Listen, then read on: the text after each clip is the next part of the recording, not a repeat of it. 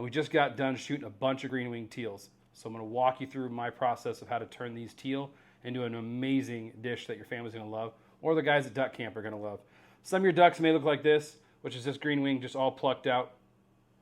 Some of them may even look like this, which is just the skin was all just tore up, so we skinned it out. Some of you may just breast it out. I like all the legs and thighs and all the extra meat that comes on these, so I leave it all together. Doesn't matter how your duck or goose looks, you could throw it in the pot and it's going to come out absolutely delicious. So follow along as I go ahead and break this down for you. And don't worry, if you're some person that doesn't want to watch videos, we'll have a whole written thing that you can do also. So let's get into some chopping and some cooking of some delicious green wing teal, shall we?